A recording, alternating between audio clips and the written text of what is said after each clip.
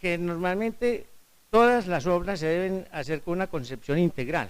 O sea, no es posible hacer un edificio, concebirlo arquitectónicamente, después llamar a un ingeniero que le ponga la estructura y a un señor que hace techo que le ponga el techo, porque no será una obra ni siquiera mediocre, será peor que eso. De manera que cuando un estudiante me preguntaba cómo le pongo el techo a esta casa, digo, ya perdió. Sí, ¿cuál techo le pongo a esto? Bueno, vienen después los romanos con estas obras de ingeniería excepcionales, cuya calidad estética pues es de altísimo nivel, sigamos. Viene luego de los romanos el Panteón, que es la primera cúpula en los primeros momentos del Imperio Romano. Sigue con la siguiente, por favor. La siguiente, la del Panteón, que es la primera cúpula. Esa cúpula no se ha superado, ni siquiera en el Renacimiento, en Santa María de las Flores o San Pedro nunca fueron cúpulas tan grandes. Esta cúpula tenía 43 metros con 43 metros y medio de diámetro. Es en el centro de Roma. Hay una plaza que se llama la Plaza Piazza Rotonda, por la misma condición de tener allí el Panteón. Con esto yo quiero seguir afianzando la condición de que la concepción debe ser absolutamente integral. Viene luego, al final de la Edad Media, en el siglo XII, las iglesias románicas, que eran absolutamente una condición de arquitectura e ingeniería concebidas como un todo. O sea, los muros pesados, columnas, arcos de medio punto y fachadas muy cerradas por temor a no resistir los empujes de los arcos, digamos. Luego viene una época maravillosa en el siglo XIII, que es el gótico. El gótico se llamó la explosión de luz. Yo diría que es tal vez el momento más brillante de la ingeniería y la arquitectura a través de toda la historia del hombre. Es cuando se logra, por medio de los arbotantes, llevar los esfuerzos al exterior y liberar las fachadas de tal manera que aparece esa explosión de luz, que son todos los vitrales, y por eso el gótico se llama expresión de luz. Esto también es una arquitectura y una ingeniería concebida al unísono, no es una cosa después de otra, digamos. Santa María de las Flores, esta es una cúpula de 1 metro menos que la del Panteón. Esta es la de Florencia, que está hecha por Brunelleschi, cuyo sistema de construcción fue muy discutido. Se llegó hasta el punto de pensar hacer un gran montículo de arena para construir la cúpula y después sacar la arena, pero finalmente se logró hacer de manera más inteligente, digamos. Eso es parte de la misma iglesia de Santa María de las Flores de Florencia, sigamos. A finales del siglo XIX aparece la Torre Eiffel, que fue un edificio hecho para la Exposición Universal de París del final del siglo XIX, sigamos. Ese edificio lo iban a tumbar porque les parecía espantoso, absolutamente espantoso. Este es el Palacio de Cristal en Inglaterra, en Londres, que también se hizo a finales del siglo XIX y cuya condición de estructura de acero y vidrio pues fue excepcional. Desgraciadamente se quemó por allá en 1936, me parece, y prácticamente no quedó ni cenizas. Sigamos. El puente de Londres, el famoso London Bridge, que es una obra maravillosa de ingeniería por cuanto se levanta para que los barcos puedan pasar, siendo de una época tan antigua como lo es. Sigamos. Aparece a principios del siglo XX el rascacielos en Chicago, esto pues es Nueva York, y con él se inicia una época de la ingeniería de gran trascendencia, que es la lucha del hombre para mantener en pie la esbeltez de estas torres que se empezaron a construir. Sigamos, por favor. Llegando hasta las condiciones actuales con las torres asiáticas, este es el Burj, que tiene 2000 pies de altura, que es uno de los grandes desafíos del hombre con las estructuras de los edificios en altura. Esto, evidentemente, también, al igual que las pirámides, es una obra que tiene que concebirse en grupo, con participación de muchos profesionales cuyas calidades de universalidad son muy altas. Con seguridad que todas las personas que trabajaron allí tenían grandes conocimientos de la historia, grandes conocimientos humanísticos eran románticos y eran personas que eran capaces de hablar el mismo lenguaje para producir un resultado como este. Digamos, condiciones como esta, edificios que ya pertenecen a un de lo que ocurre en cada movimiento, que es el manierismo, el amaneramiento. Calatrava hizo un edificio en Estocolmo así curvado como este, y el sostenimiento es prácticamente imposible. Creo que el edificio prácticamente está deshabitado. Sigamos. Esto es la lucha por llegar a Dios. Ahí están todos los edificios. Miren que a la derecha está el Empire State. Ahí a la izquierda están todavía las torres gemelas de Al Qaeda. A la izquierda el edificio del Burj, y antes, que es el que terminaron en esta semana, que es el que llaman One Tower, que es el de Nueva York, que reemplaza las torres gemelas que tumbó Al Qaeda. Sigamos. Por allá en los años 1960, en Australia, uno de los edificios más emblemáticos del mundo, que es la Ópera de Sydney.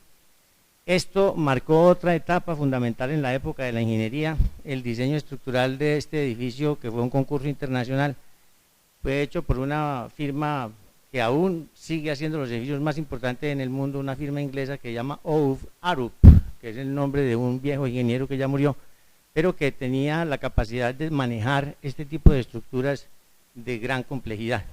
Este edificio costó tantísimo dinero que el arquitecto, que era un danés, tuvo que salir a escondidas del país y tumbó el gobierno laborista de Australia en su momento.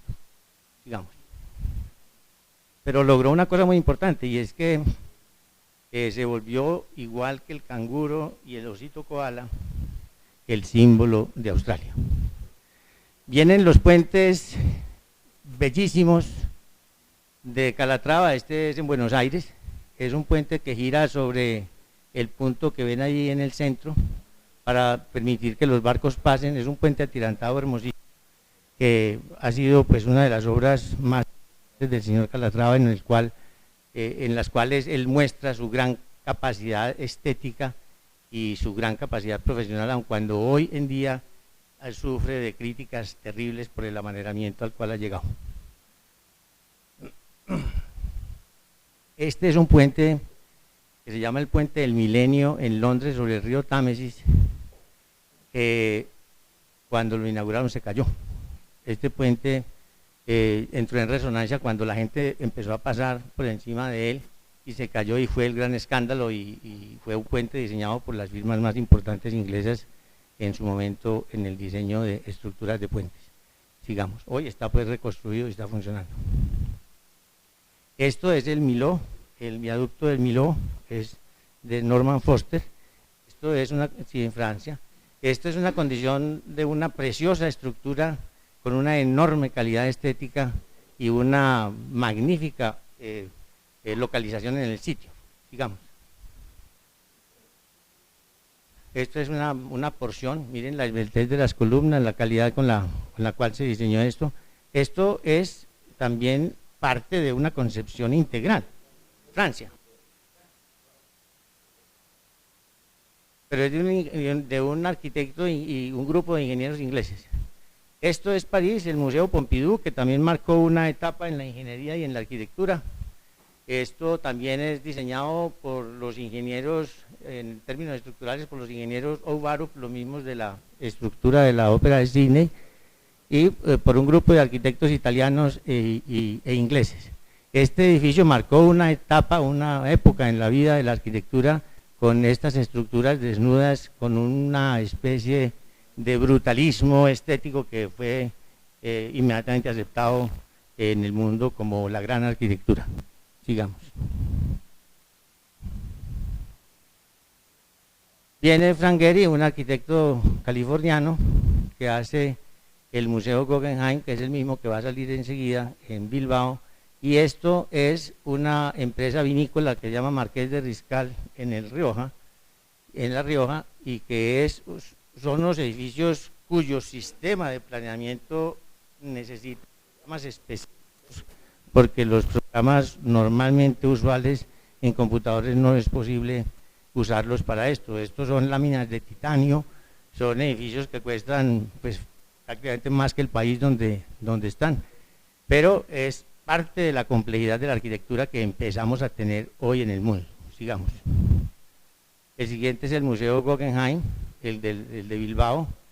Este museo tuvo una importancia muy grande, hubo una discusión así de muy largo tiempo de cómo recuperar la imagen de Bilbao, porque Bilbao era una ciudad de astilleros, una ciudad industrial que vino a menos porque ya no estaban haciendo más barcos. Toda condición de tipo publicitario costaba, y alguien propuso que por qué no se hacía un edificio importante. Este edificio recuperó la imagen de Bilbao en el tiempo. Hoy Bilbao es quizás la ciudad con Barcelona más importante de España. Sigamos. Esto es una arquitecta iraní que se llama Zaha Hadid. Es la única mujer en la arquitectura que ha sobresalido. Perdón las damas, no es que sea ninguna condición de discriminación, pero es la única mujer en la historia de la arquitectura que verdaderamente ha sobresalido. Esta señora Zaha Hadid, como digo, iraní, pesa por ahí 200 kilos. Esta es una casa para Naomi Campbell, la modelo, sí. Pueden mirar después el grado de complejidad de la estructura. Sigamos. Esto es una escuela. Sigamos. Esto es una estación de bomberos. Y bueno, y con esto ya los dejo. Vienen otros edificios, pero la verdad es que en este momento lo que nosotros queremos dejar claro es que si las escuelas de arquitectura no están preparadas y de ingeniería para que sus profesionales ingresen a poder tener competencia, tipo de proyectos, nuestros profesionales colombianos quedarán borrados del panorama internacional. Y con los TLC, pues es evidentemente necesario que lo tenemos que lograr. Enseguida, mis colegas que vienen trabajando conmigo desde hace año y medio en esto, cada uno va a exponer una parte de lo relativo a la formación del ingeniero arquitecto. Creo que en segundo viene después de mí Pacho. Ese Pacho, este voló. Se voló Pacho. No, Pacho. Ya no. Pacho habla sin fotografía. Pacho va a tocar el tema de la ingeniería. Como ustedes saben, Pacho es máster en ciencias de MIT y es doctor en ingeniería de la Universidad Pontificia Bolivariana. Hemos venido trabajando, como digo, con mucho tesón en esto, y él nos va a hablar unos minuticos acerca del tema de la ingeniería. Muy buenas noches para todos. Ciertamente van a ser muy pocos minuticos. Yo quisiera abrir la reflexión sobre un pensamiento que surgió a finales del siglo XX, no hace mucho tiempo, en una cumbre mundial sobre las universidades que organizó Naciones Unidas en París, a través de la UNESCO. Básicamente se perfiló la universidad del siglo XXI en tres ejes estructurales. El primero, que la universidad debe conservar una nota formadora de individuos, por múltiples razones. Una de ellas son los debilitamientos progresivos que ha tenido la familia humana, hasta cierto punto la desmejora creciente de la educación básica, primaria y secundaria, y que la universidad de alguna manera tendría que asumir el papel remedial a nivel superior de formar el individuo, dadas esas carencias. El segundo vector o eje fundamental fue el conocimiento, que esa realmente es la función primordial de la universidad. En el caso de la arquitectura y la ingeniería, pues es propiciar el acceso al conocimiento a los estudiantes universitarios, que ya no sea de una manera unidireccional, como fue la pedagogía milenaria desde que surgieron las universidades en la Edad Media, donde Magister Dixit, el maestro lo dice, y el estudiante es solo un receptor pasivo de ese conocimiento. UNESCO plantea allí la necesidad de que la pedagogía sea bidireccional, del profesor al estudiante, y el estudiante reelabora nuevo conocimiento y lo transmite al profesor y lo discute con él. Tal vez en la parte pedagógica lo más importante que dilucidó esa cumbre universitaria de París fue la realidad que hay hoy en una sociedad de conocimiento, que está la explosión en términos cuantitativos y cualitativos del conocimiento, que la universidad no puede aspirar a darle conocimientos a una persona para que con ellos se defienda el resto de su vida profesional.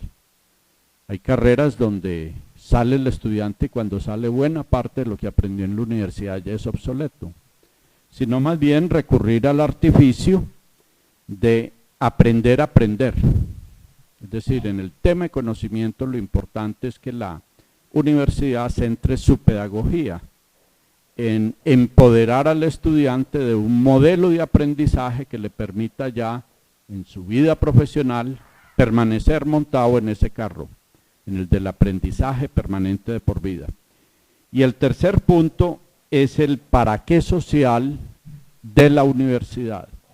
Es decir, todas las carreras tienen una función social, que es generar profesionales que van a contribuir al desarrollo humano dentro de un campo de conocimiento profesional, sea la arquitectura, la ingeniería o con todas las especializaciones que tienen ambas.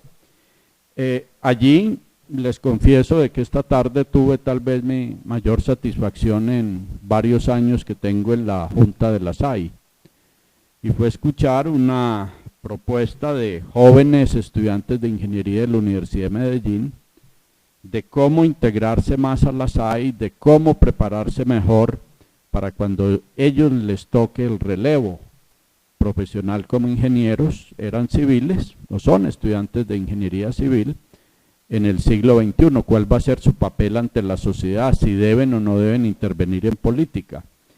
Yo creo que esa tercera variable es una variable estratégica muy importante para una ciudad como Medellín, un departamento como Antioquia y en último término un país como Colombia. Concretamente el país ha acumulado problemas muy graves de todo orden, económico, social, tecnológico, ambientales, etcétera, que ya es imposible a la actual clase dirigente, a esta generación, resolver. Esa va a ser la herencia que van a recibir estos nuevos arquitectos, ingenieros. Y es muy bueno de que ellos, por cuenta propia, como me dio la impresión en esa extraordinaria presentación que hicieron esta tarde, les preocupa el mundo que van a recibir y les preocupa cómo tienen que prepararse para entregarle a la siguiente generación que lo sucederá un mundo mejor.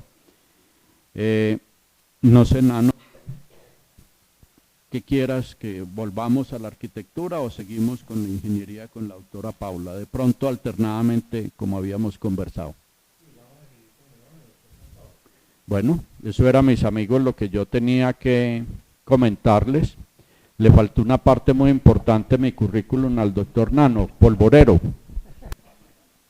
Mi nombre artístico ha sido Pacho Cohete, porque desde muy pequeño lanzaba artificios de pólvora, inclusive con ratones de tripulantes, pero ya con el paso de los años y el camino que le va trazando la vida a cada individuo, pues me fui ajuiciando y finalmente terminé como profesor universitario durante 34 años. Muchas gracias.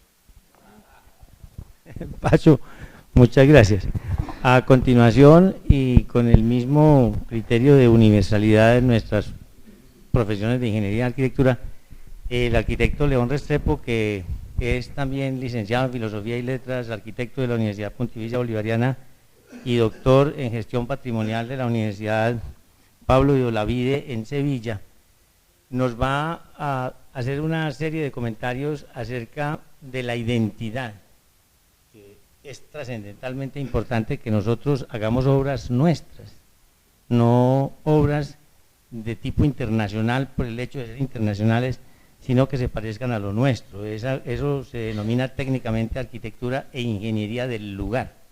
Y eso pues obviamente tiene mucho que ver con el patrimonio, y con León venimos trabajando en el tema de la identidad con base en nuestro ancestro, en nuestro patrimonio. León. Buenas noches. Quisiera hacer una presentación en dos ámbitos.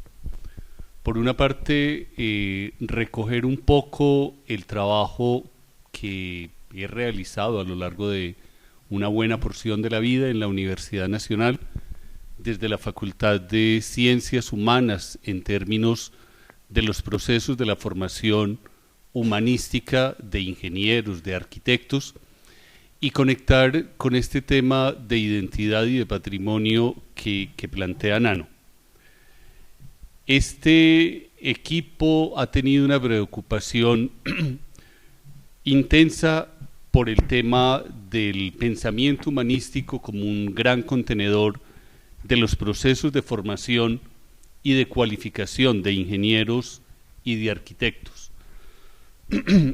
Si se mira la historia de la ingeniería y de la arquitectura, de manera particular en la región antioqueña, nosotros podemos constatar que una cantidad de figuras de las más representativas de ambas profesiones, ingenieros como Alejandro López, José María Villa, F. Gómez o Peter Santamaría, o arquitectos como Nel Rodríguez, Antonio Mesa Jaramillo, Raúl Fajardo, fueron personas que aunaron a una gran calidad técnica y profesional una formación humanística, un interés por la cultura y por la sociedad que los caracterizó y los diferenció en el ejercicio de su profesión.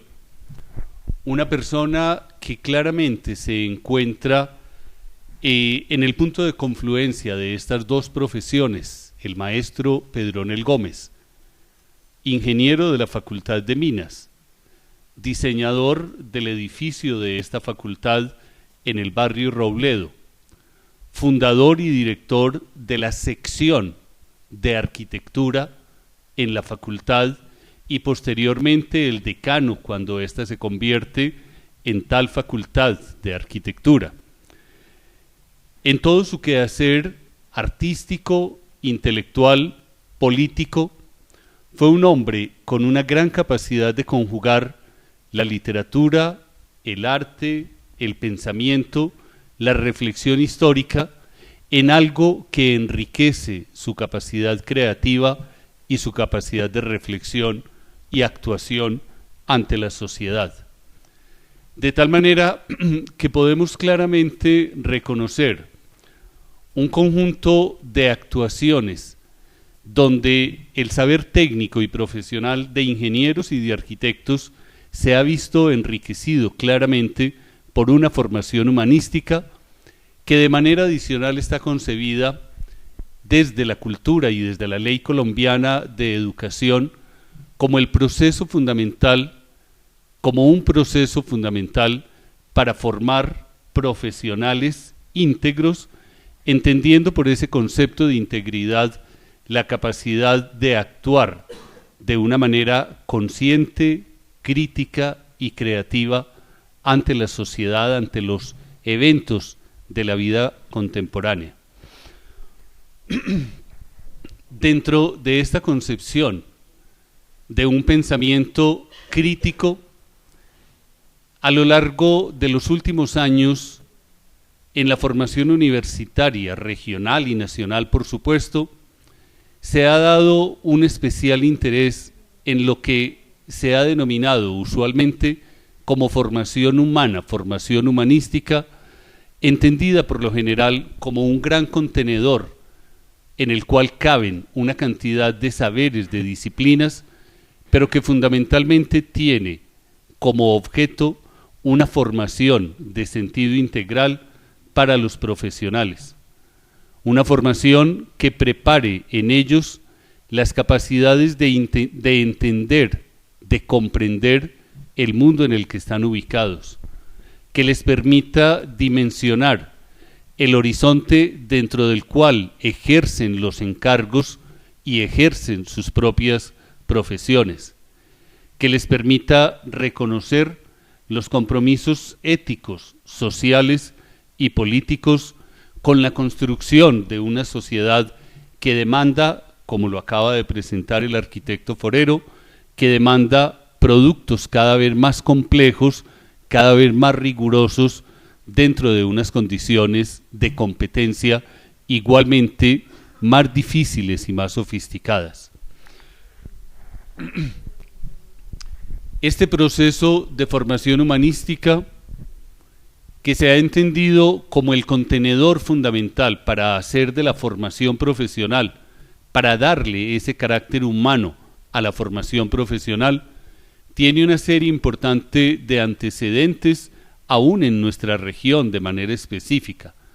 Los estudios generales de la Universidad de Antioquia de los años 70, el ciclo de materias de humanidades posteriormente convertidas en cursos de contexto de la Universidad Nacional, los microcurrículos de la Bolivariana y eventos similares en las demás universidades, todas las cuales tienen un conjunto de materias, de asignaturas, de disciplinas que preparan en los profesionales, particularmente en los ingenieros y en los arquitectos, esos comportamientos que les permiten entender, dilucidar el mundo y formar parte de la solución de sus problemas.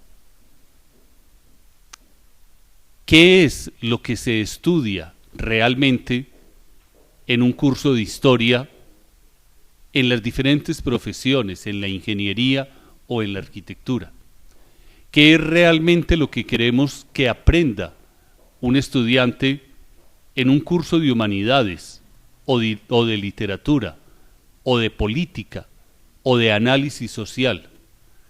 ¿Qué es finalmente aquello que debe producir en el estudiante un curso de ética, de valores, de comportamiento?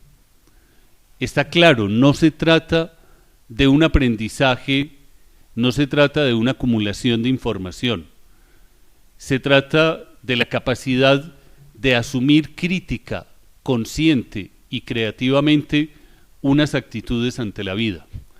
Se trata de entender históricamente el desarrollo de su profesión y de la sociedad en la que ella se desempeña. Se trata de reconocer los valores con los cuales nuestra sociedad ha creado y ha incidido en los diferentes desarrollos profesionales.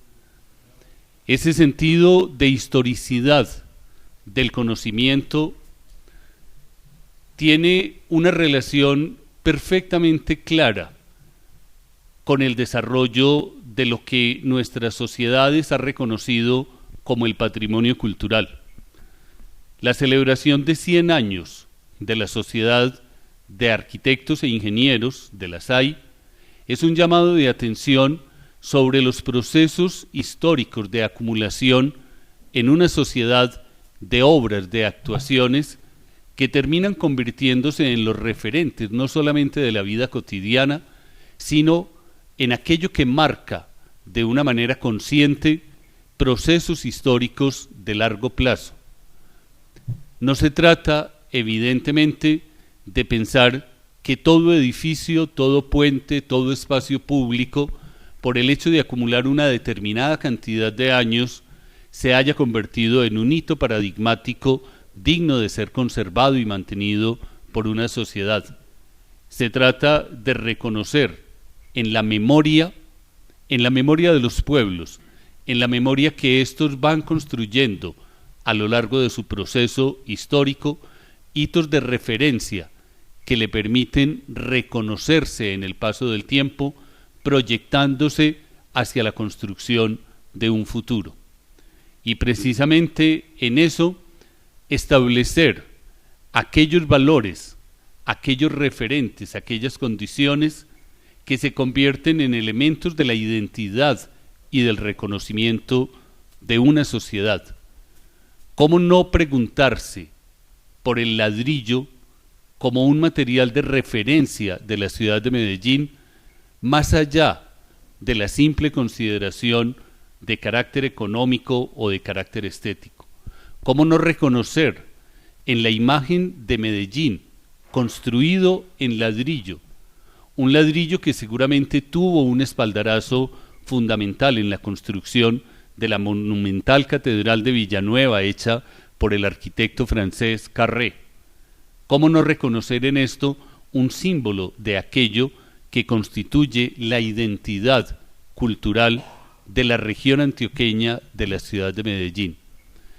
De tal manera que esta reflexión sobre la formación humanística, que seguramente es el punto de partida para un pensamiento más amplio en torno a los procesos de formación en ingeniería y en arquitectura, tiene como punto de partida entender la construcción histórica de nuestras sociedades y entender el papel que históricamente desempeñan arquitectos, ingenieros y al lado de ellos muchos otros profesionales en la construcción de un entorno que ofrezca unas mejores condiciones de vida, de calidad de vida a nuestros ciudadanos. Muchas gracias.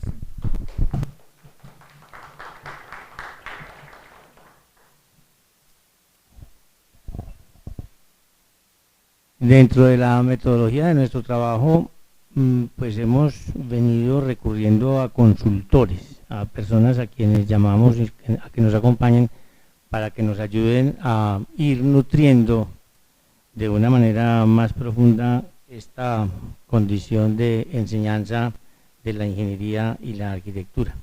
Entre estas personas tenemos a la ingeniera Paula Madrid Barboto, hija de Carlos Arturo Madrid, ingeniero civil muy querido por todos, y sobrina de Gustavo Barboto, que también es otro ingeniero maravilloso que trabajó muchos años en Integral. Paula es la directora de planeación de la Escuela de Ingeniería, es ingeniera civil, tiene una especialización en mecánica de suelos en España, y con ella hemos estado conversando muchísimo acerca de la enseñanza de la ingeniería en la escuela que tiene ese mismo nombre, porque han tenido experiencias maravillosas y nosotros hemos querido aprender de ellos y a la vez también tratar de insinuar algunas cosas que nosotros sentimos. De manera, Paula, bienvenida y muchísimas gracias por acompañarnos.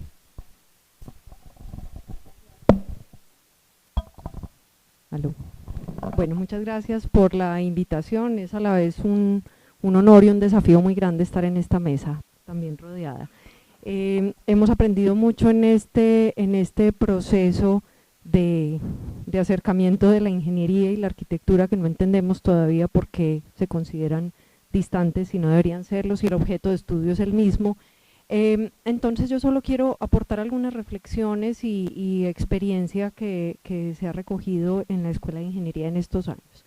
La formación del ingeniero está en este momento como en la mitad de un tránsito de las personas entre una etapa de juventud, de muchachos que están embebidos en la tecnología, totalmente envueltos por ella, pero en general con poco interés en entenderla y en crear tecnología, ¿sí?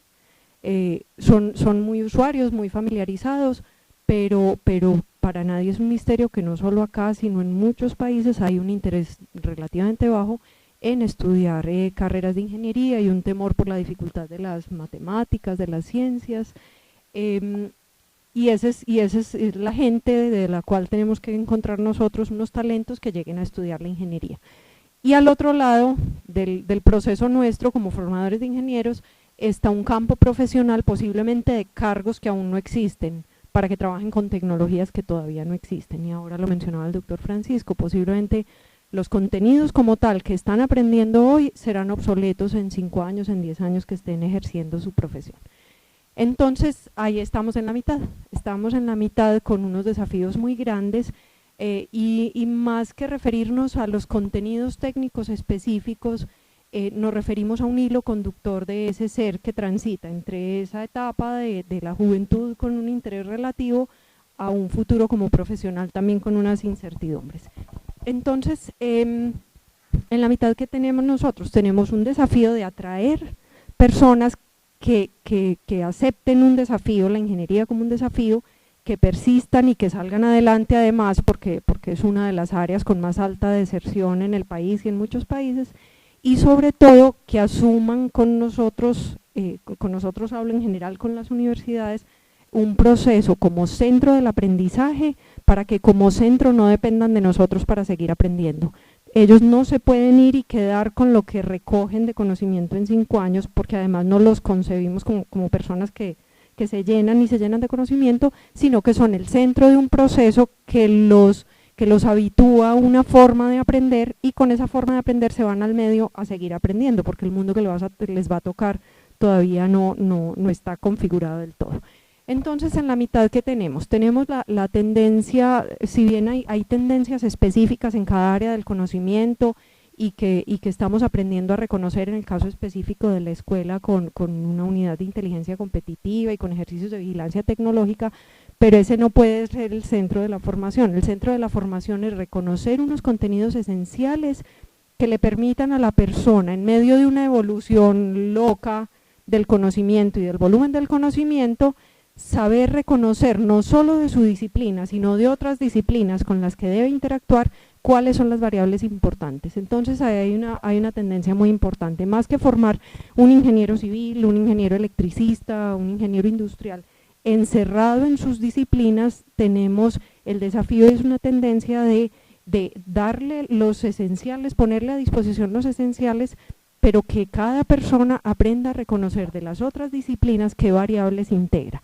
Entonces ahí hay un desafío muy importante de la persona como una parte de la sociedad que debe aprender a reconocer cuáles son las realidades sociales, qué potencial hay en esas realidades, qué problemas hay en esas realidades, qué restricciones, qué implicaciones, para que con eso él haga uso de unas herramientas básicas más las que siga consiguiendo a lo largo de su vida para concebir soluciones.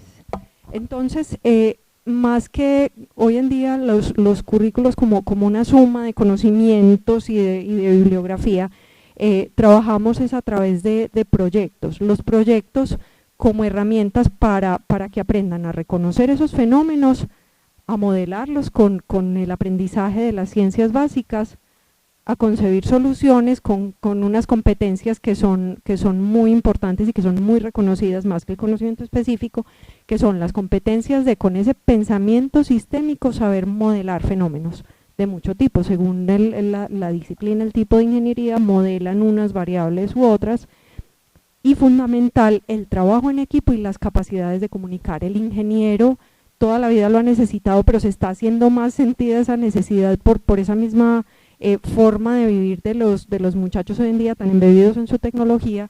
Detectamos una importancia altísima de acostumbrarlos a expresar sus ideas, a expresarlas gráficamente, verbalmente y por escrito, bien expresadas, de saber convencer a públicos, no solo de colegas, porque de pronto los colegas, bueno, no es que sea fácil convencerlos, pero posiblemente es más difícil convencer a personas de otras disciplinas de cuáles fueron las alternativas que se estudiaron, por qué se optó por una u otra solución, qué implicaciones tiene, qué grado de incertidumbre tiene y cómo fue considerada esa incertidumbre en el diseño de esa solución de ingeniería. Entonces, hemos encontrado en estas conversaciones con los integrantes de esta mesa unas similitudes muy interesantes entre una práctica que ha venido aplicando la Escuela de Ingeniería de Antioquia hace ya muchos años, que se llama Proyectos Integradores, y de alguna manera la filosofía del taller de arquitectura. Es un espacio estructurado para que el estudiante integre, es el centro de la formación donde integra las distintas disciplinas, pero las integra no para aprender electrónica, química, estructuras, comportamiento de esto, sino que las integra alrededor de un problema que necesita solución. Entonces, estos problemas se van proponiendo en los distintos niveles de la formación, obviamente con un nivel creciente de complejidad, y se vuelven la herramienta en que el estudiante pone en práctica y le da vida a ese aprendizaje de todas las otras disciplinas.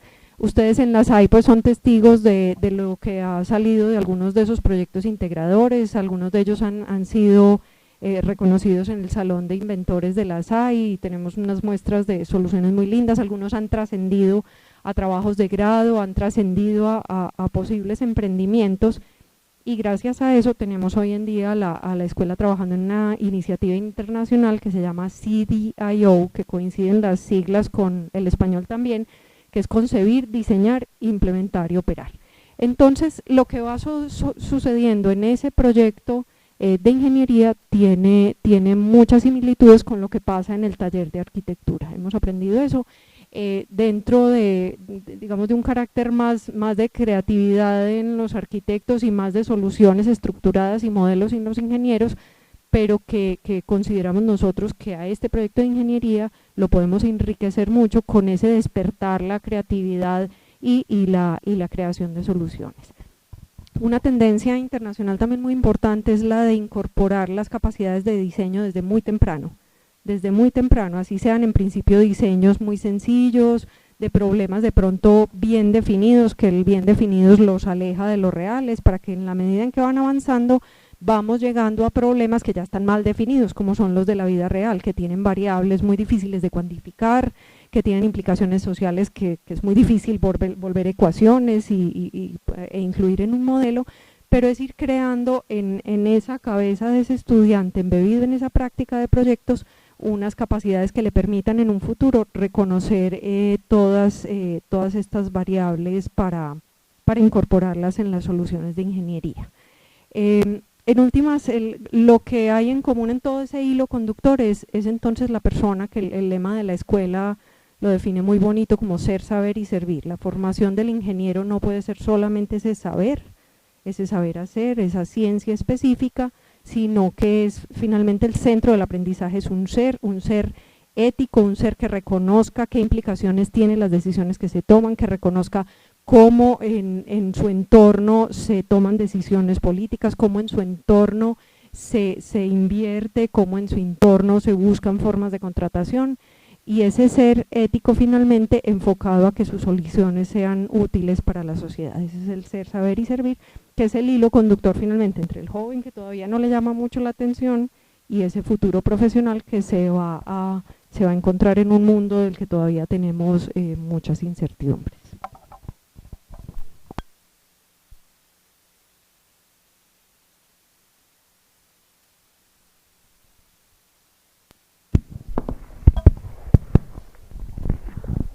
Muchas gracias, Paula.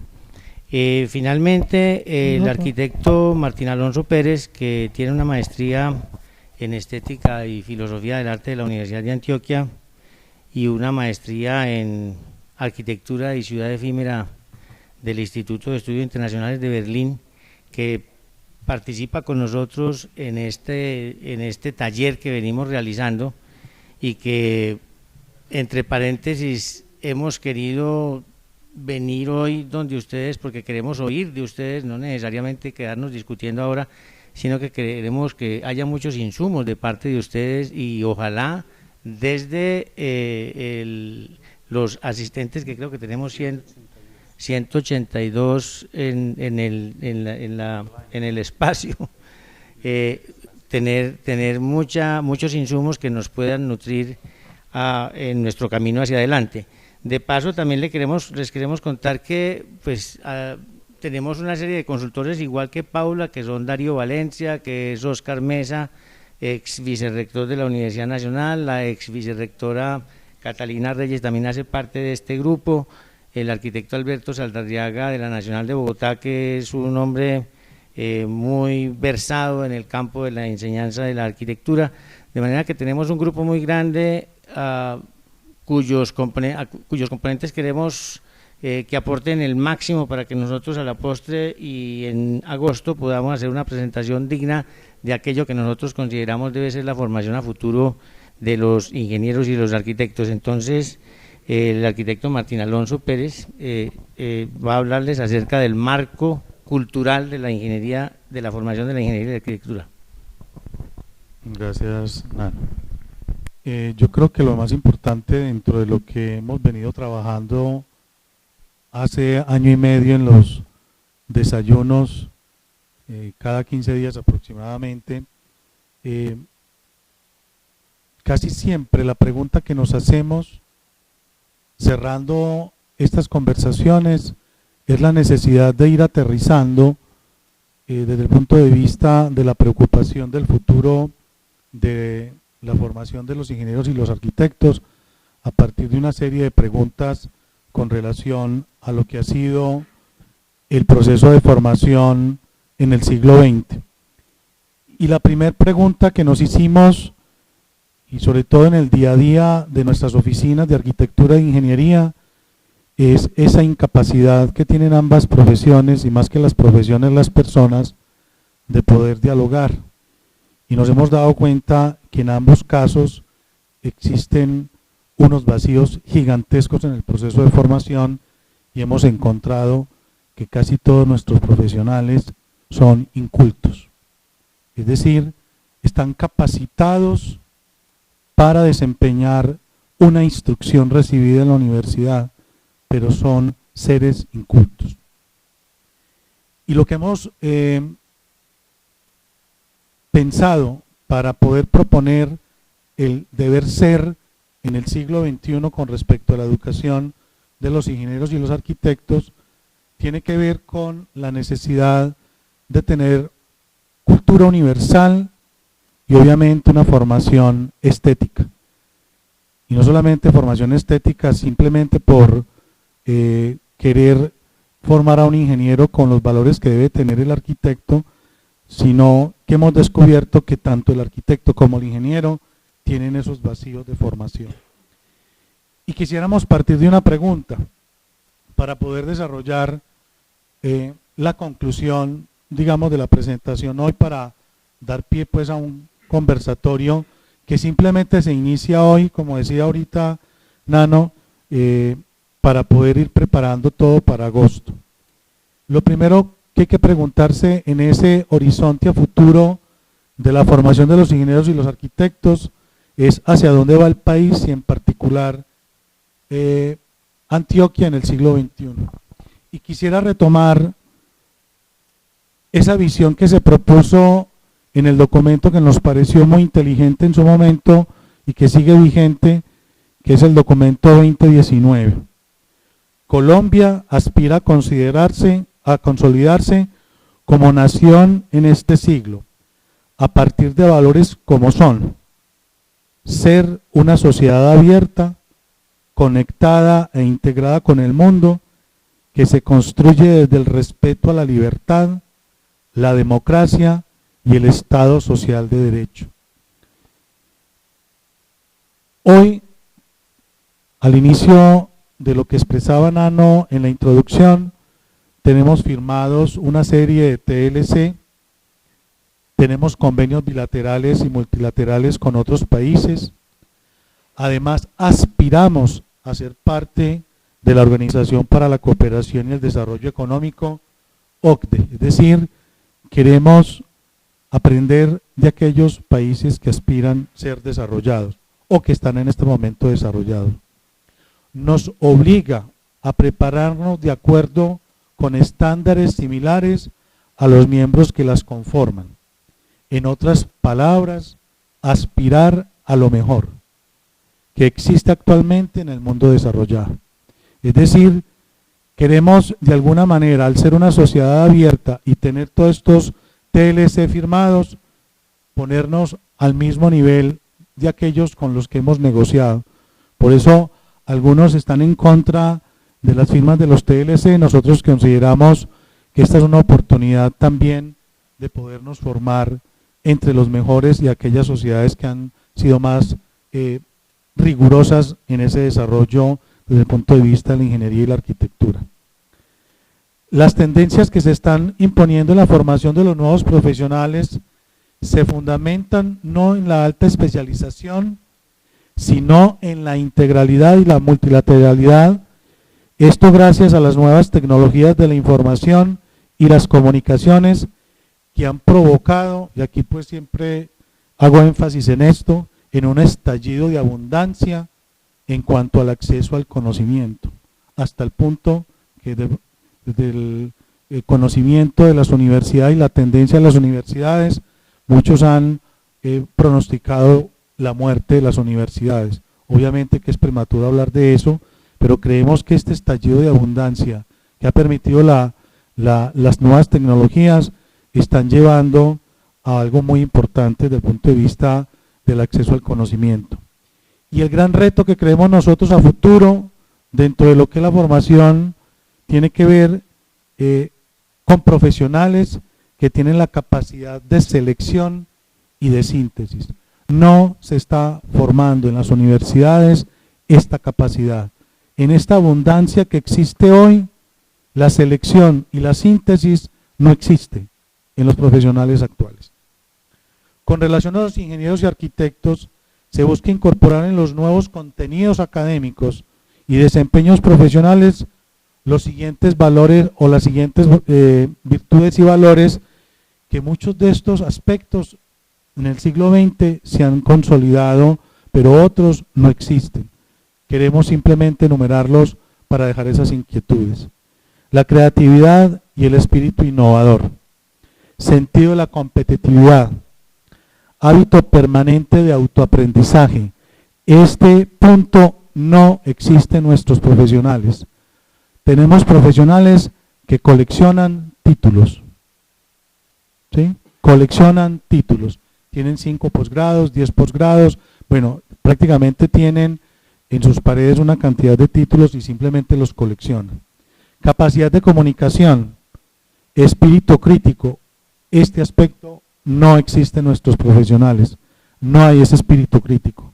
Formación multi e interdisciplinaria, que es la capacidad de trabajar en equipo. Hay unas falencias muy grandes. Flexibilidad en el ejercicio profesional, como está planteado la educación del siglo XX, hay una alta especialización. Nosotros consideramos que la tendencia en el siglo XXI tiene que ser el concepto de flexibilidad en ese proceso de formación. Un aspecto que no es muy común es la curiosidad por la vida. Tenemos profesionales con grandes problemas de buscar desde el punto de vista del concepto de la vida, ese sentido que tiene que ver de alguna manera con esa experiencia espiritual que el ser humano tiene. Esa curiosidad por la vida se despierta desde la parte espiritual. El sentido de la belleza y la experiencia estética. Hay una pobreza desde el punto de vista del sentido de la belleza. Todo es bello, es decir, todo lo que provocó el siglo XX en el relativismo cultural ha llevado a que cualquier cosa pueda ser arte, o sencillamente hay que hablar de la muerte del arte. Y desde el punto de vista de la experiencia estética, todo sencillamente parece bueno, y resulta que cuando uno hace una evaluación, no todo es bueno. Es decir, el concepto de gusto, el buen gusto, prácticamente está desaparecido, pero prácticamente lo que se está encontrando en esas tendencias es que hay que rescatar esos valores que de alguna manera, entre comillas, son clásicos, pero que nos estamos dando cuenta de que no son simplemente conceptos clásicos, sino esencias propiamente de la experiencia de vivir adecuadamente en plenitud una vida. Y finalmente, la formación ética, que se debe manifestar en el respeto a valores y códigos de comportamiento establecidos. Esto asociado a la crisis moral de la sociedad actual, que nos obliga al retorno en valores como imperativo universal, es decir, común a todos los seres humanos. Siempre hemos comprobado que cuando hay una incertidumbre en el futuro, buscamos explicaciones en el pasado para explicar lo que nos pasa en el presente. Es decir, es muy crítico lo que está pasando hoy en la sociedad contemporánea con respecto a esa visión de futuro. Estos valores que antes he descrito pretenden que los profesionales en general y los ingenieros y arquitectos en particular sean capaces de resolver problemas surgidos en la sociedad en la cual se vive e interactúa, a partir del uso de nuevas herramientas tecnológicas que la sociedad global contemporánea tiene a disposición, con sentido de realidad, reconociendo su complejidad, su velocidad de cambio y aplicación, enfocado hacia una tecnología para el bienestar y no para el agobio y el consumismo desenfrenado. Hoy, y hablo de la palabra agobio, prácticamente nos está dominando desde el punto de vista de la vida cotidiana. Ya hoy nosotros no manejamos los sistemas de comunicaciones, sino que los sistemas de comunicaciones nos manejan a nosotros. Es decir, esa comunicación del tiempo real prácticamente está despertando en el ser humano contemporáneo un agobio. No somos capaces de apagar los celulares en las noches, simplemente estamos disponibles 24 horas del día. Y yo la llamo la tiranía de la abundancia. Es decir, esto que hablábamos del estallido de la abundancia, más estas tecnologías, nos está llevando a esa tiranía de la abundancia. No la estamos controlando. Con respecto a la formación estética, se busca rescatar el sentido de lo estético y el sentido de la belleza. Es decir, ir más allá del conocimiento de las leyes de Newton, de la termodinámica, de las geometrías euclidianas y no euclidianas, entre otras ciencias puras y sus aplicaciones prácticas. Es saber con certeza qué es bello y qué no lo es. Es enfrentar la realización de proyectos de manera conjunta entre ingenieros y arquitectos con criterios basados en principios que den como resultado final obras agradables a los sentidos, armoniosas y, lo más importante, bellas, que por estas condiciones y atributos permanezcan en el tiempo. Se deben fundamentar contenidos con apreciación estética en todas sus manifestaciones universales, como, y aquí es donde viene la propuesta que queremos hacer para las universidades de Medellín y de Antioquia en general del país dentro del marco del Congreso de Ingeniería y Arquitectura. El lenguaje y su uso. Nuestros profesionales no saben hablar, no saben comunicar ideas, no saben dialogar. Son el pues, el y que, el qué, es decir, hay una pobreza en el manejo del lenguaje y esto es, y lo hemos comprobado, porque no leen la literatura como experiencia estética, es decir, es muy importante que todos los ingenieros y los arquitectos lean novelas policíacas de cualquier índole, porque realmente utilizar la literatura nos permite tener profesionales cultos. La historia del arte y su comprensión de lo perfecto como manifestación de lo bello. Nuestros profesionales no distinguen qué es lo perfecto y siempre hemos descubierto como un saber acumulado que la búsqueda de la perfección es de las mayores aspiraciones que tiene el ser humano. En la historia del arte, con lo que mostró Nano al comienzo, de los ejemplos de una manera muy sucinta, son ejemplos de lo perfecto. Y creemos nosotros que la historia del arte enseñan eso. El sentido del ritmo y la armonía desde la música. Es decir, que un profesional nuestro, cuando vaya a un concierto, sepa qué es lo que está escuchando. La pobreza que tenemos en nuestros ingenieros y arquitectos es que qué pereza ir a ópera, al teatro, qué pereza ir a un concierto de rock o de jazz. Es decir, hay una pobreza en la parte de la apreciación de la música. La vivencia de lo sublime, desde la apreciación de la naturaleza como manifestación de totalidad, identificando el lenguaje de las formas como síntesis geométricas. Es decir, esto parece demasiado abstracto, pero la capacidad de lo sublime en nuestros profesionales no existe. Un atardecer o un paisaje montañoso o simplemente una puesta de sol, eso no les provoca absolutamente nada. Cuando Nano mostraba lo del puente en Francia, diseñado por un arquitecto y con un equipo de ingenieros, todo el mundo que se acerca allá porque se está volviendo un destino turístico, realmente, si ustedes están allá o en cualquiera de las obras que mostró Nano al comienzo, uno lo primero que siente es el estado de lo sublime, es decir, esa conexión entre lo construido por el ser humano y ese entorno natural. Y por último, la capacidad de asombro ante lo singular y ante lo excepcional.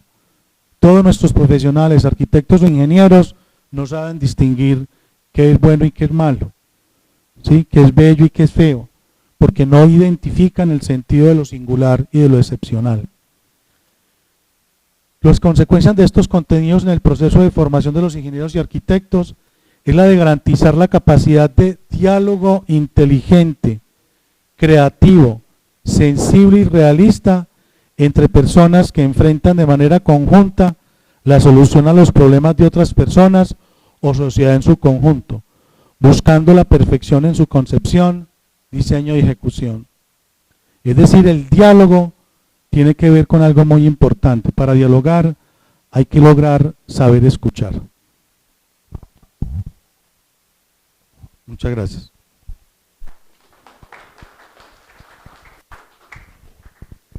Bueno, nosotros hemos terminado. ¿Qué quisiéramos de ustedes? En realidad esto se llama un conversatorio y no pretendemos pues quedarnos conversando con ustedes, pero sí nos gustaría muchísimo porque sería de una enorme utilidad para nosotros que todo comentario que tengan nos lo escriban y lo hagan llegar a la SAI.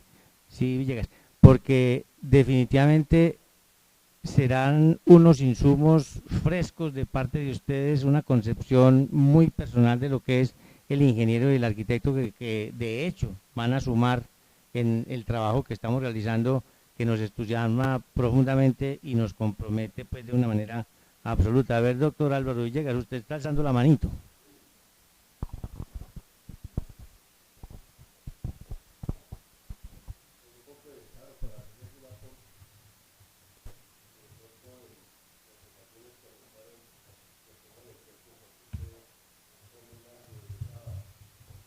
Esa idea. Pues cuando yo estudiaba en la Escuela de Minas, pues digamos, se nos vendió a nosotros de la política el que era algo que no nos correspondía. Realmente que la política pues era sucia, que la política en ese tiempo ya se consideraba pues medio paralela a la corrupción. A Gilberto Alzate Avendaño en alguna ocasión en la Casa Conservadora yo le oí un discurso y se me quedó una frase que él decía: la política se hace o se padece, y nosotros la hemos padecido. Les voy a poner un ejemplo.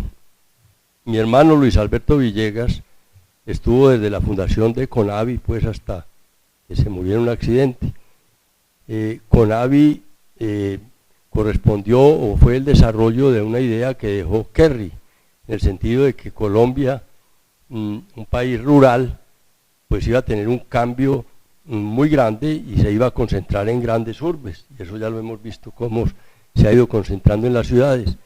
De ahí salió la idea que recogió el presidente Pastrana de crear el UPAC, y entonces era recoger el ahorro popular para financiar la modernización de las ciudades, para ampliarlas, para construir vivienda, y en general pues se fueron dando pasos hasta el punto de que estuvimos en la parte final pensando en agregarle a los estatutos de CONAVI la posibilidad de financiar en general infraestructura.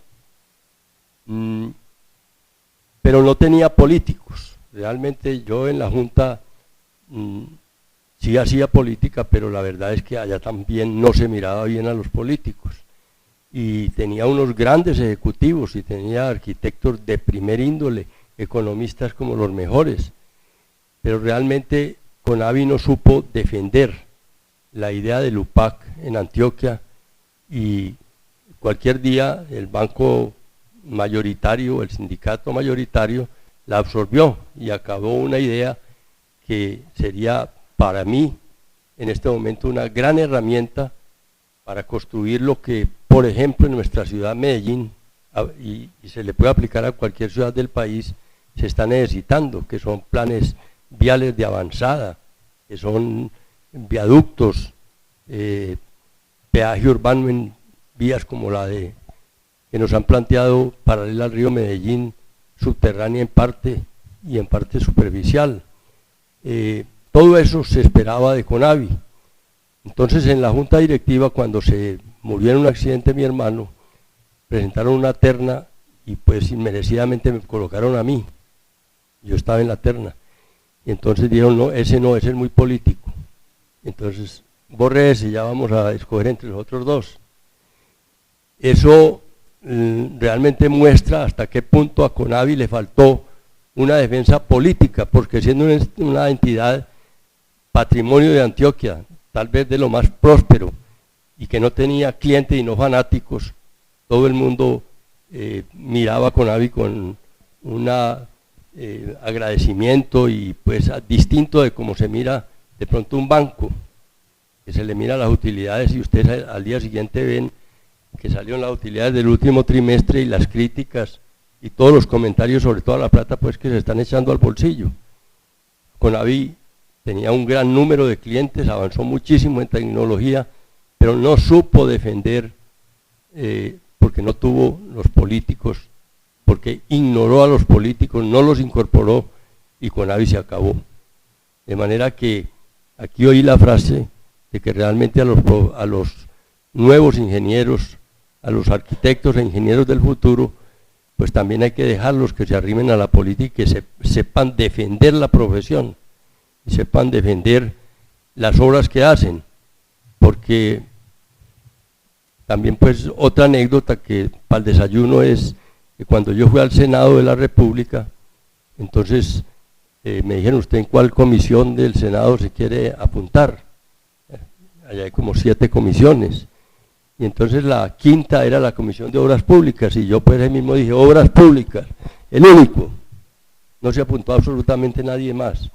Entonces, al último quedamos en la Comisión de Obras Públicas, uno que fui yo que me apunté primero, y los que no pudieron manzanillando meterse a otras.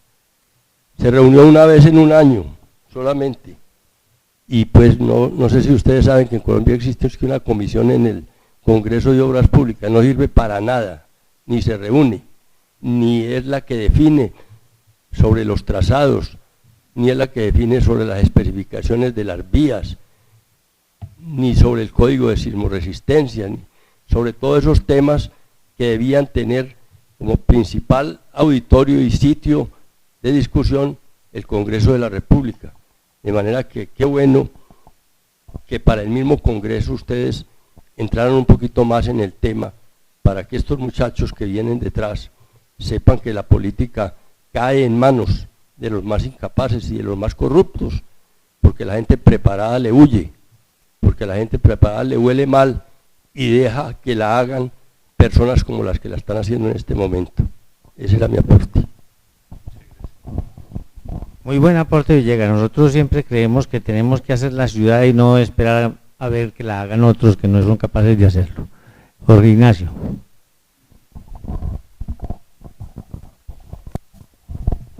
Bueno, felicitar a los panelistas por las excelentes exposiciones. Oyéndolos que veo una gran coincidencia.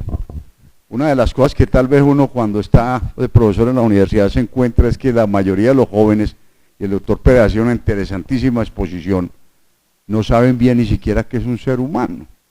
Y yo creo que ahí estamos partiendo de la base de que nos estamos volviendo tan tecnólogos, tan tecnócratas, tan movidos por un mundo en una evolución impresionante de un desarrollo tecnológico, pero no humano. Y por eso me encantó la exposición que todos prácticamente coincidieron en esa necesidad.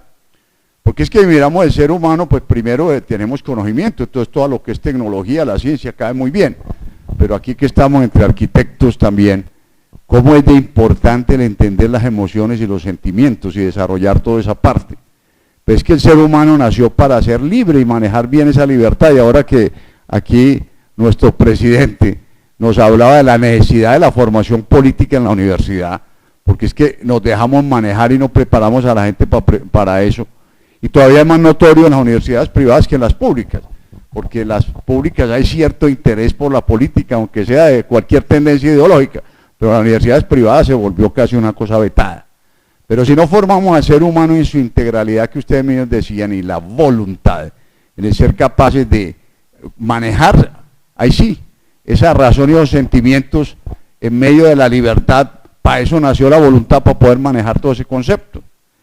Entonces nos lleva a una situación un poco compleja y quisiera plantear algunos puntos que, como decía muy bien el doctor Nano, esto es de enorme largitud.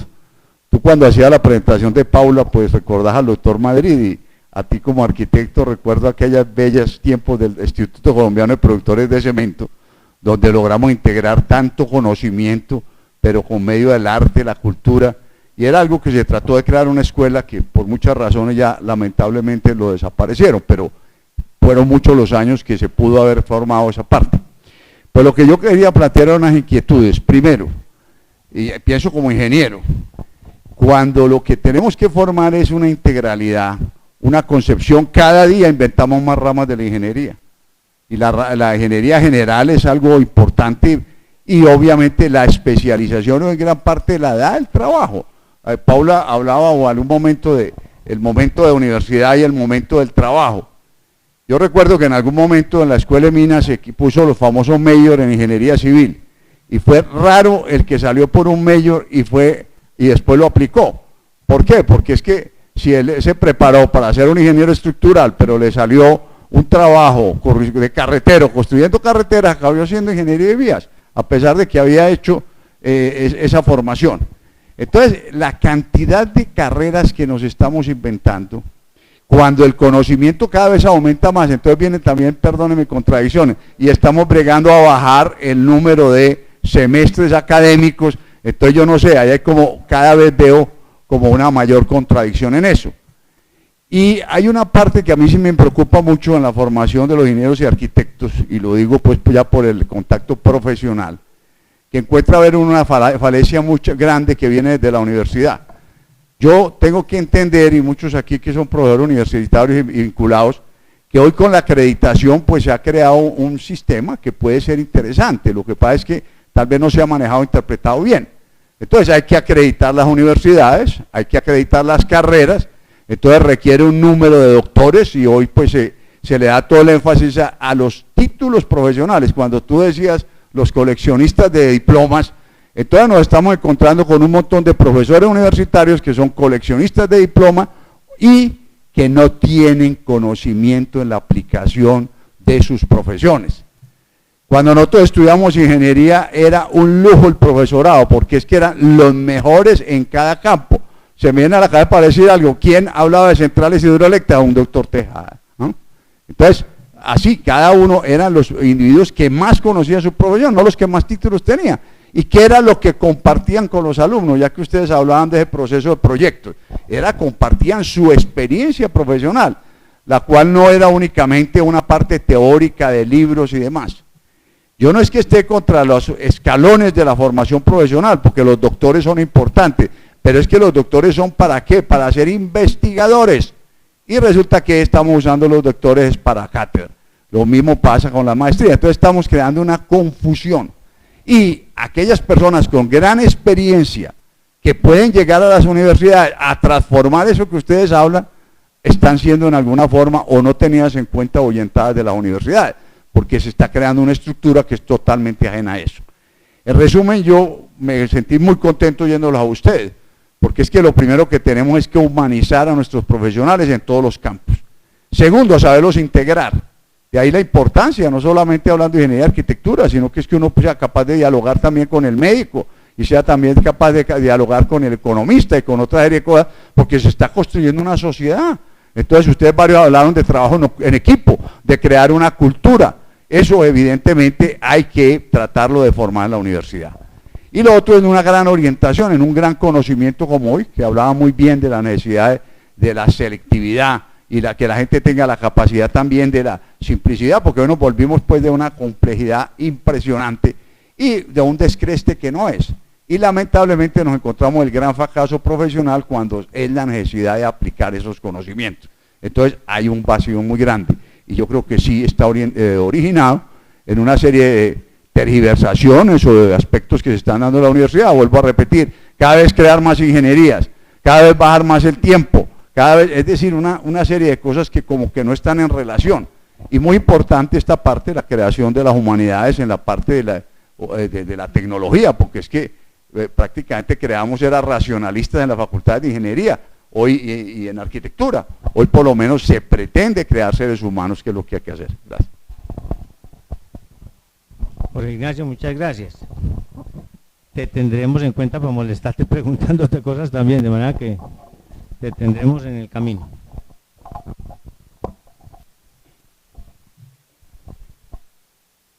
Pues primero que todo felicitarlos por el tema, que es un tema de primerísima importancia, por la forma como lo están tratando, por quienes están desarrollando el tema.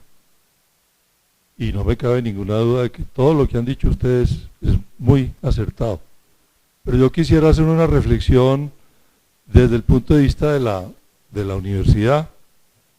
Yo pertenezco a la Escuela de Ingeniería hace muchos años desde el Consejo Superior, y allá con Paula, con Francisco, con Sergio, en otra época con Jorge Ignacio, en fin, hemos compartido todas estas inquietudes y vamos haciendo cosas, vamos haciendo camino, pero nos encontramos con una serie de dificultades muy grandes que tocan muy directamente con los temas que ustedes están tratando de poner sobre el tapete. Cuando yo estudié en la Escuela de Minas, el pensum duraba 6 años. Generalmente la mitad del curso perdía al primero y entonces venía el -1, entonces esas personas demoraban 7 años en hacer la carrera de ingeniería. Cuando llegamos a la Escuela de Ingeniería se quiso seguir el modelo de la Escuela de Minas, que arrancó con 6 años. Luego, por los afanes del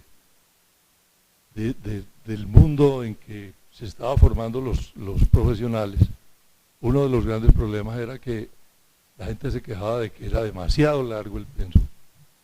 Y entonces comienzan los recortes. Nos fuimos a 5 años. Se recortaban las matemáticas, las bases, las materias básicas de matemáticas, los cálculos, la geometría analítica, tanta cosa que vimos allá y que para alguna cosa nos sirvió en la vida. Luego llegaron los créditos y fue una carrera rapidísima en que había que bajar a 4 años. Sobre todo trabajando con un material humano que venía del bachillerato con unas deficiencias aterradoras en todas las áreas que ustedes han tocado. Las matemáticas, ni se diga. Los que llegan a las facultades de ingeniería no tienen ni idea de matemáticas, no tienen ni idea de historia, de humanidades, ni se diga. Yo no sé en el bachillerato que están estudiando. Yo pongo el ejemplo típico de un hijo mío, muy buen estudiante en un buen colegio, el Colegio de San Ignacio. Cuando iba por ahí en 4º o 5º bachillerato me preguntó, o ya tal vez profesional, de quién era Atanasio Girardot, porque habían puesto ese estadio así.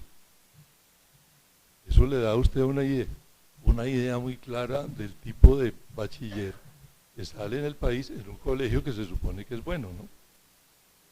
Entonces, la lucha en una escuela de ingeniería y de arquitectura, me imagino también, y quiere hacer un buen trabajo, la materia prima inicial con que cuenta es muy deficiente.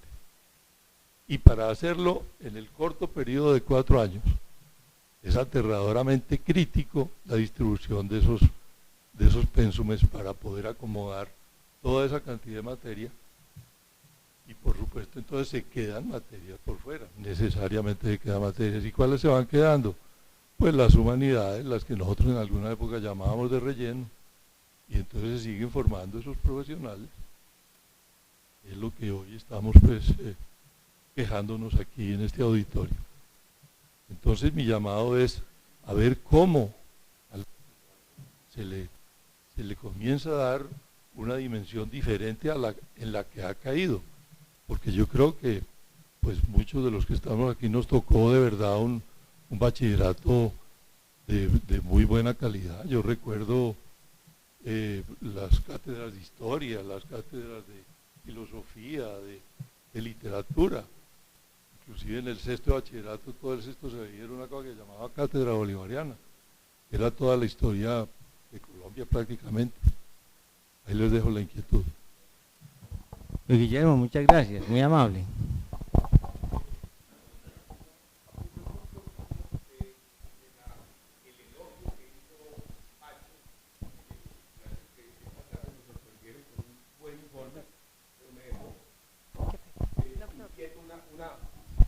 Temita. Por allá en uno de los apartes dicen poder adecuar el evento martes de la SAI utilizando términos del lenguaje que permitan la fácil comprensión de los estudiantes asistentes. El doctor Martín Alonso mencionó que definitivamente los estudiantes hoy, los jóvenes, no están leyendo y su lenguaje y su redacción son muy deficientes.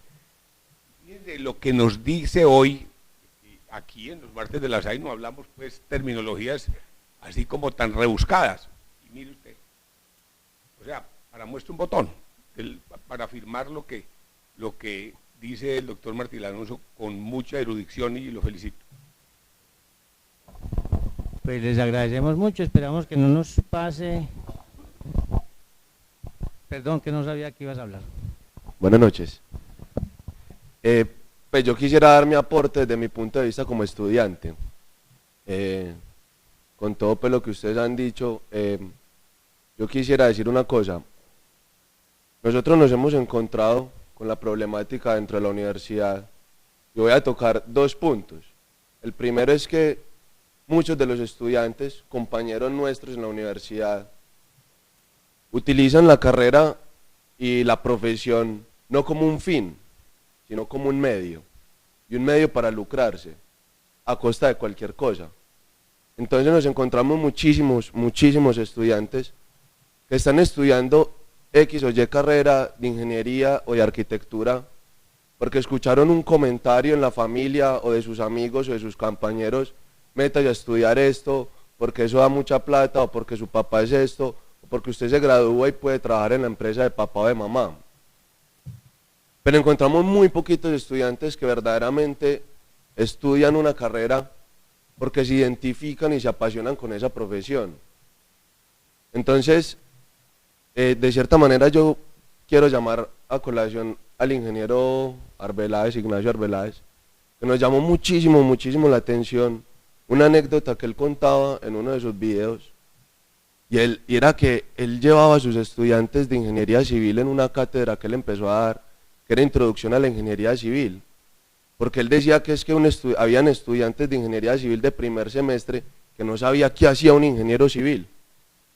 Y yo les puedo garantizar que en estos momentos también hay estudiantes de primer semestre que ni siquiera se toman la molestia de leer el perfil profesional que todas las universidades tienen en la descripción de los programas, de qué es lo que hace la persona que se gradúe de esa carrera, y no saben qué hace el ingeniero civil, si es estudiante de ingeniería civil o ingeniería mecánica o cualquiera. Y entonces él decía que llegaba a sus estudiantes y les mostraba en obra y de vivencia qué era lo que hacía esa persona cuando desarrollaba su ejercicio profesional. Y nosotros creemos y somos fieles creyentes de que cuando un profesor, un maestro, hace eso con el alumno, empieza a apasionar al alumno con esa carrera. Según entiendo, entre ustedes hay varios que son profesores en las universidades, y yo les quisiera plantear esta pequeña inquietud. En cualquiera de sus clases durante este semestre o en el otro semestre, en una clase dejen simplemente la teoría a un lado, los libros a un lado, y siéntese con sus estudiantes y compártale su profesión. Cuéntele usted cómo fue que se hizo arquitecto, usted cómo fue que se hizo ingeniero mecánico, cómo fue que se hizo ingeniero civil, usted por qué se apasionó por esa carrera, qué fue lo que usted vio ahí que lo hizo usted crecer como profesional y que lo llevó a desarrollar grandes logros. Cuéntele cuáles fueron sus primeras bisoñadas de recién egresados, que ellos se rían con lo que usted hizo, que ellos se alegren con los logros que ustedes han obtenido a lo largo de su carrera. Y yo les aseguro que ustedes van a tener una respuesta muy diferente a las que ustedes han tenido cuando se paran simplemente a dictar la cátedra y a dictar una teoría.